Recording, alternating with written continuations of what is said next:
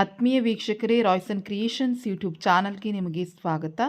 ಇಂದಿನ ಈ ವಿಡಿಯೋದಲ್ಲಿ 10ನೇ ತರಗತಿಯ ಪ್ರಥಮ ಭಾಷೆ ಕನ್ನಡ ವಿಷಯದ ರೂಪಣಾತ್ಮಕ ಮೌಲ್ಯಮಾಪನ 1ರ ಪ್ರಶ್ನೆ ಪತ್ರಿಕೆಯನ್ನು ಅವುಗಳ ಸಂಪೂರ್ಣ ಉತ್ತರಗಳೊಂದಿಗೆ ತಿಳಿದುಕೊಳ್ಳೋಣ. ಯಾರೆಲ್ಲ ಮೊದಲ ಬಾರಿ ನಮ್ಮ ಚಾನಲ್ ನೋಡ್ತಾ ಇದ್ದೀರಾ, ಸಬ್ಸ್ಕ್ರೈಬ್ ಮಾಡಿ ಹಾಗೂ ನಿಮ್ಮ ಫ್ರೆಂಡ್ಸಿಗೆ ಶೇರ್ ಮಾಡಿ. ಸೊ ಈಗ ಆಲ್ರೆಡಿ ಇಂಗ್ಲೀಷ್ ವಿಷಯಕ್ಕೆ, ಅದೇ ರೀತಿ ವಿಜ್ಞಾನ ವಿಷಯದ ಎಲ್ಲ ವಿಷಯಗಳಿಗೂ ನಾನು ನಿಮ್ಮ ಜೊತೆ ಕ್ವಶನ್ ಪೇಪರನ್ನು ಶೇರ್ ಮಾಡಿದ್ದೀವಿ ಮಕ್ಕಳ. ಸೊ ವೀಡಿಯೋಸನ್ನು ಪೂರ್ತಿಯಾಗಿ ನೋಡಿ ಕ್ವಶನ್ ಪೇಪರ್ನ ಪ್ರಾಕ್ಟೀಸ್ ಮಾಡ್ಕೊಳ್ಳಿ. ಇದೇ ಕ್ವಶನ್ ಪೇಪರ್ ನಿಮ್ಮ FA1ಗೆ ಬರುತ್ತೆ ಅಂತಲ್ಲ, ಸೊ ಇದೇ ಪ್ಯಾಟ್ರನಲ್ಲಿ ಕೆಲವೊಂದು ಕ್ವಶನ್ಸು ಸಹ ರಿಪೀಟ್ ಆಗೋ ಚಾನ್ಸಸ್ ಇರ್ತದೆ. ಹಾಗಾಗಿ ಚೆನ್ನಾಗಿ ಪ್ರಿಪೇರ್ ಆಗಿ ಈಗಲಿಂದಲೇ ನಿಮ್ಮ ಫೈನಲ್ ಎಕ್ಸಾಮ್ಗೆ ಅಂತ ಹೇಳ್ತಾ ವಿಡಿಯೋನ ಪ್ರಾರಂಭಿಸ್ತಾ ಇದ್ದೀವಿ. ಫಸ್ಟ್ ಮೇನ್, ಕೆಳಗಿನ ಪ್ರತಿಯೊಂದು ಹೇಳಿಕೆಗೂ 4 ಆಯ್ಕೆಗಳನ್ನು ನೀಡಲಾಗಿದೆ. ಅವುಗಳಲ್ಲಿ ಹೆಚ್ಚು ಸೂಕ್ತವಾದ ಉತ್ತರವನ್ನು ಆರಿಸಿ ಕ್ರಮಾಕ್ಷರದೊಡನೆ ಬರೆಯಿರಿ ಅಂತ ಕೇಳಿದ್ದಾರೆ. ಇಲ್ಲಿ 2 ಪ್ರಶ್ನೆಗಳಿದೆ ಮಕ್ಕಳ. ಮೊದಲನೇ ಪ್ರಶ್ನೆ, ಕನ್ನಡ ವರ್ಣಮಾಲೆಯ ಪ್ರತಿ ವರ್ಗದ 2 ಮತ್ತು 4ನೇ ಅಕ್ಷರಗಳು ಅಂತ ಕೇಳಿದ್ದಾರೆ. ಸೊ ನೀವು ಅಕ್ಷರಗಳನ್ನು ಬರೀರಿ ಮಕ್ಕಳ. ಖ, ಖ, ಘ, ಘ, ಇನ್ಯ. ಸೊ ಇದರಲ್ಲಿ ನಮಗೆ ಅರ್ಥ ಆಗ್ತದೆ ಮಕ್ಕಳ, 2ನೇ ಮತ್ತು 4ನೇ ಅಕ್ಷರಗಳೇನಾಗಿದೆ, ಮಹಾಪ್ರಾಣಾಕ್ಷರಗಳಾಗಿದ್ದಾವೆ ಮಕ್ಕಳ. ಹಾಗಾಗಿ ಅದನ್ನು ನಾವು ಆಪ್ಷನ್ ಬಿ ಮಹಾಪ್ರಾಣಾಕ್ಷರ ಅಂತ ಹೇಳಿ ಕರಿತೀವಿ. ಹಾಗಾಗಿ ಬಿಯನ್ನು ಸೆಲೆಕ್ಟ್ ಮಾಡಬೇಕು. 2ನೇ ಪ್ರಶ್ನೆ, ತೃತೀಯ ವಿಭಕ್ತಿಯ ಕಾರಕಾರ್ಥಗಳು. ಸೊ ಇಲ್ಲಿ ನಿಮಗೆ ವಿಭಕ್ತಿಯನ್ನು ಕೇಳಿಲ್ಲ ಮಕ್ಕಳ, ವಿಭಕ್ತಿಯ ಕಾರಕಾರ್ಥಗಳನ್ನು ಕೇಳಿದರೆ. ಸೊ ಅಷ್ಟು ಕಾರಕಾರ್ಥಗಳನ್ನು ಕಲ್ತ್ಕೋಬೇಕಾಗುತ್ತೆ. ಸೊ ಇಲ್ಲಿ ನಮಗೆ ತೃತೀಯ ವಿಭಕ್ತಿ ಕೇಳಿರೋದ್ರಿಂದ ಅದು ಕರಣಾರ್ಥ ಆಗಿರ್ತದೆ ಮಕ್ಕಳ. ಸೊ ಕರ್ತೃರ್ಥ ಮೊದಲನೇದು, ಕರ್ಮಾರ್ಥ 2ನೇದು, ಕರಣಾರ್ಥ 3ನೇದಾಗಿರುತ್ತೆ, ಅಪಾದಾನ 4ನೇದು, ಸಂಪ್ರದಾನ. ಸೊ ಈ ರೀತಿ ನೀವು ಕಾರಕಾರ್ಥಕಗಳನ್ನು ಕಲ್ತ್ಕೊಂಡಿರಿ ಮಕ್ಕಳ. ನೆಕ್ಸ್ಟ್, ಮೊದಲೆರಡು ಪದಗಳಿಗಿರುವ ಸಂಬಂಧದಂತೆ 3ನೇ ಪದಕ್ಕೆ ಸರಿಯಾದ 4ನೆಯ ಪದವನ್ನು ಬರೆಯಿರಿ. ಸೊ ಇಲ್ಲೂ ಸಹ 1 ಅಂಕದ ಪ್ರಶ್ನೆ ಇದೆ ಮಕ್ಕಳ. ನದಿ ರೂಢನಾಮ, ವಿಜ್ಞಾನಿ. ಸೊ ನದಿ ಅನ್ನೋದು ರೂಢನಾಮ ಆದರೆ ವಿಜ್ಞಾನಿ ಏನಾಗ್ತದೆ, ಅದು ಅನ್ವರ್ಥನಾಮ, ಅರ್ಥಕ್ಕನುಗುಣವಾಗಿ ಬಂದಿರುವಂಥದ್ದು ಅದು ಅನ್ವರ್ಥನಾಮ. ಹಾಗಾಗಿ ಅನ್ವರ್ಥನಾಮ is the right answer. Next, ಕೊಟ್ಟಿರುವ ಪ್ರಶ್ನೆಗಳಿಗೆ 1 ವಾಕ್ಯದಲ್ಲಿ ಉತ್ತರಿಸಿ. ಭಾಷೆ ಯಾವುದಕ್ಕೆ ಸಾಧನವಾಗಿದೆ ಕೇಳಿದರೆ, ನಮ್ಮ ಸುತ್ತಮುತ್ತಲಿನವರೊಡನೆ ವ್ಯವಹರಿಸುವುದಕ್ಕೆ ಹಾಗೂ ವಿಚಾರ ವಿನಿಮಯ ಮಾಡುವುದಕ್ಕೆ ಭಾಷೆ ಒಂದು ಅಮೂಲ್ಯ ಸಾಧನವಾಗಿದೆ. 5ನೆಯ ಪ್ರಶ್ನೆ, ಹುಲಿಗೆ ಪರಮಾನಂದವಾಗಲು ಕಾರಣವೇನು ಅಂತ ಕೇಳಿದರೆ, ಸೊ ಶಾನುಭೋಗರ ದುಂಡು ದುಂಡಾದ ಶರೀರವನ್ನು ನೋಡಿ ಹುಲಿಗೆ ಪರಮಾನಂದವಾಗ್ತದೆ. 6ನೇದು, ಹಾಲುಗಲ್ಲದ ಪುಟ್ಟಪೋರಿ ಏನು ಮಾಡುತ್ತಿದ್ದಳು. ಸೊ ಹಾಲುಗಲ್ಲದ ಪುಟ್ಟಪೋರಿ ಮುಸುರೆಯನ್ನು ತಿಕ್ಕುತ್ತಿದ್ದಳು. ಸೊ ಇದಿಷ್ಟು 1 ವರ್ಡ್ ಆನ್ಸರ್ಸ್ ಕ್ವಶನ್ಸ್.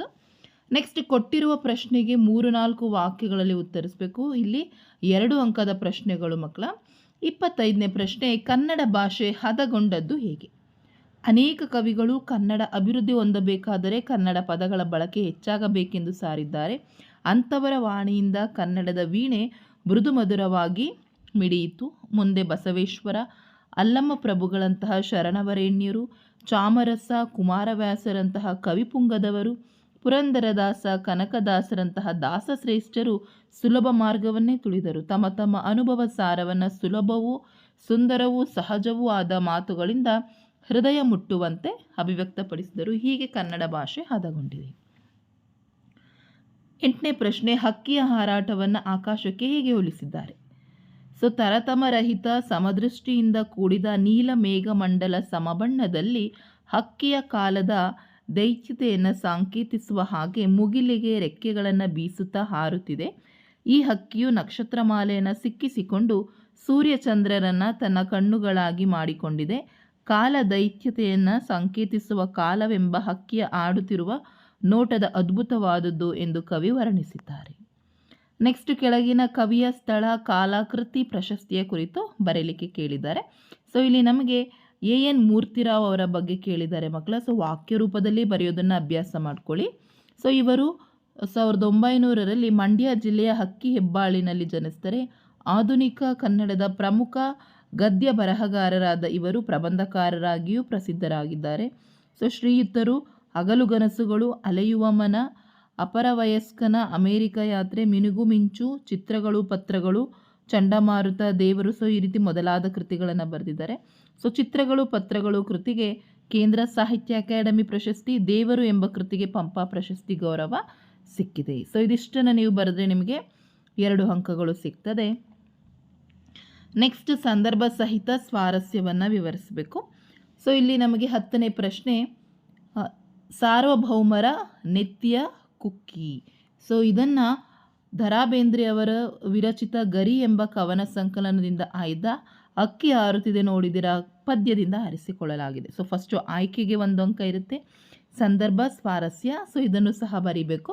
ಸೊ ಸಂದರ್ಭ ಬಂದರೆ ದ.ರಾ ಬೇಂದ್ರೆ ಅವರು ಚಲನಶೀಲವಾದ ಕಾಲದ ಗತಿಯನ್ನು ಆರುವ ಹಕ್ಕಿಗೆ ಸಮೀಕರಿಸಿ ವರ್ಣಿಸುತ್ತಾ, ಕಾಲ ಪಕ್ಷಿಯು ತನ್ನ ಪಯಣದಲ್ಲಿ ಅನೇಕ ಸಣ್ಣ ಸಣ್ಣ ರಾಜಮನೆತನಗಳನ್ನು, ದೊಡ್ಡ ದೊಡ್ಡ ಸಾಮ್ರಾಜ್ಯಗಳನ್ನು ಕಟ್ಟಿ ಅವುಗಳ ಪ್ರಗತಿ ಮತ್ತು ವಿನಾಶಕ್ಕೆ ಕಾರಣವಾಗಿದೆ. ಅಲ್ಲದೆ ಗತಕಾಲದ ಭೂಮಂಡಲದ ಮೇಲೆ ಸಾರ್ವಭೌಮರೆಂಬ ಮೆರೆಯುತ್ತಿದ್ದ ಸಾಮ್ರಾಟರ ನೆತ್ತಿಯನ್ನು ಕುಕ್ಕಿ ಅವರ ಅಹಂಕಾರವನ್ನು ಮೆಟ್ಟಿ ನಿಂತಿದೆ ಎಂದು ಹೇಳುವಾಗ ಈ ಮಾತು ಬಂದಿದೆ. ನೆಕ್ಸ್ಟ್ ಸ್ವಾರಸ್ಯ, ಕಾಲದ ಗತಿಯಲ್ಲಿ ವೈಭವದಿಂದ ಅಹಂಕಾರದಿಂದ ಮೆರೆದ ಸಾರ್ವಭೌಮರೆಲ್ಲರೂ ನಾಮಾವಶೇಷವಾಗಿದ್ದಾರೆ ಎಂಬುದು ಈ ಮಾತಿನಲ್ಲಿ ಸ್ವಾರಸ್ಯಪೂರ್ಣವಾಗಿದೆ. ಸೊ ಸಂದರ್ಭ ತುಂಬ ಈಸಿ ಇದೆ ಮಕ್ಕಳ, ಪ್ರಾಕ್ಟೀಸ್ ಮಾಡ್ಕೊಳ್ಳಿ. ನೆಕ್ಸ್ಟ್ ಕೊಟ್ಟಿರುವ ಪದ್ಯ ಭಾಗವನ್ನು ಪೂರ್ಣಗೊಳಿಸಿ. ಸೊ ಇದೇ ಅಕ್ಕಿ ಹಾರುತ್ತಿದೆ ನೋಡಿದ ಪದ್ಯನೇ ಕೇಳಿರೋದು. ಕಲುಷಿತವಾದಿ ನದಿ ಜಲಗಳಿಗೆ ಮುಂಗಾರಿನ ಮಳೆಯಾಗೋಣ, ಬರುಡಾಗಿರುವಿ ಕಾಡು ಮೇಡುಗಳ ವಸಂತವಾಗುತ್ತಾ ಮುಟ್ಟೋಣ. ನೆಕ್ಸ್ಟ್ ಕೊಟ್ಟಿರುವ ಪದ್ಯದ ಸಾರಾಂಶವನ್ನು ನಿಮ್ಮ ಮಾತುಗಳಲ್ಲಿ ಬರೆಯಿರಿ.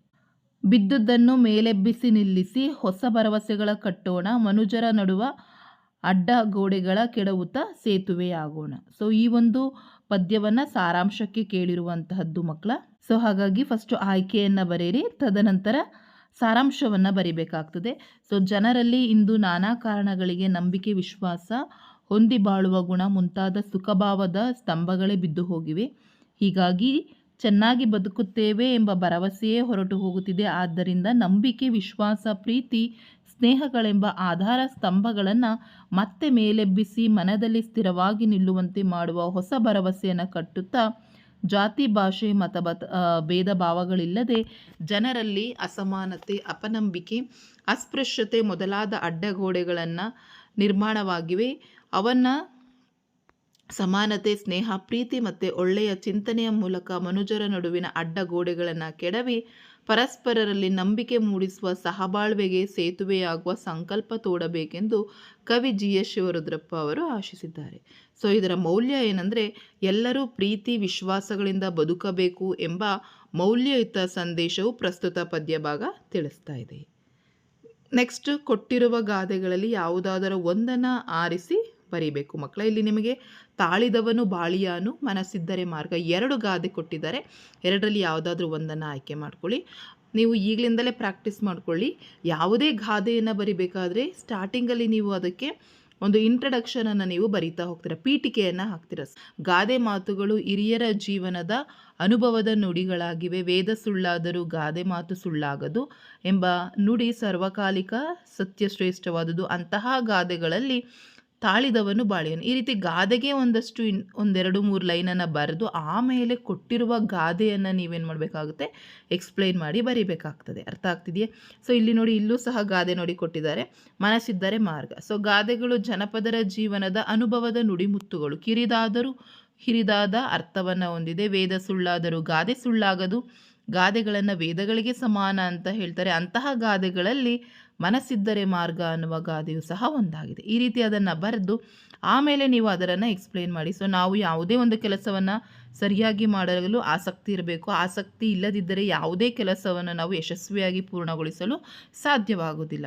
ಸೊ ಒಂದು ಚಿತ್ರಗೀತೆಯ ಸಾಲು ಹೀಗಿದೆ: ಆಗದು ಎಂದು ಕೈಕಟ್ಟಿ ಕುಳಿತರೆ ಸಾಗದು ಕೆಲಸವು ಮುಂದೆ. ನನ್ನ ಕೈಯಲ್ಲಿ ಆಗುವುದಿಲ್ಲ ಎಂದು ಯೋಚಿಸುವುದರಿಂದ ಯಾವ ಕೆಲಸವೂ ಸಾಧ್ಯವಾಗುವುದಿಲ್ಲ. ಬದಲಾಗಿ ಮಾಡಿಯೇ ತೀರುತ್ತೇನೆ ಎಂಬ ಮನಸ್ಸು ಮಾಡಿದರೆ ಎಂತಹ ಕೆಲಸವನ್ನಾದರೂ ಸಹ ನಾವು ಮಾಡಬಹುದು. ಸೊ ಎಂದು ಈ ಗಾದೆ ಸೂಚಿಸ್ತದೆ. ಈ ರೀತಿ ನೀವು ಗಾದೆಯನ್ನು ಎಕ್ಸ್ಪ್ಲೇನ್ ಮಾಡಿ ಬರೀಬೇಕಾಗುತ್ತೆ. ಹಾಗಾಗಿ ಸ್ಟಾರ್ಟಿಂಗ್ ಇಂಟ್ರಡಕ್ಷನನ್ನು ಹಾಕಿ ಬರೀರಿ ಮಕ್ಕಳ. ಪೂರ್ತಿಯಾಗಿ ನಿಮಗೆ ಗಾದೆಗಳಿಗೆ ಅಂಕಗಳು ಸಿಗ್ತದೆ. ಸೊ ಅದೇ ರೀತಿ ನೋಡಿ, ಇವೆಲ್ಲ ಕ್ವಶನ್ ಆನ್ಸರ್ಸ್ನ ಪ್ರಾಕ್ಟೀಸ್ ಮಾಡ್ಕೊಳ್ಳಿ. ಬರೀ FA1 ಅಂತ ಅಲ್ಲ, ನಿಮ್ಮ ಫೈನಲ್ ಎಕ್ಸಾಮ್ಗೆ ಮತ್ತು ಮಿಡ್ ಟರ್ಮ್ ಎಕ್ಸಾಮ್ಗಳಿಗೆಲ್ಲ ಬಹಳ ಯೂಸ್ಫುಲ್ ಆಗ್ತದೆ. ಸೊ ಮೋಸ್ಟ್ ಇಂಪಾರ್ಟೆಂಟ್ ಕ್ವಶನ್ಸ್ಗಳೇ ಇರೋವಂಥದ್ದು. ಹಾಗಾಗಿ ಚೆನ್ನಾಗಿ ಪ್ರಾಕ್ಟೀಸ್ ಮಾಡ್ಕೊಳ್ಳಿ ಅಂತ ಹೇಳ್ತಾ ವಿಡಿಯೋ ಎಂಡ್ ಮಾಡ್ತಾ ಇದ್ದೀವಿ. Thank you for watching this video.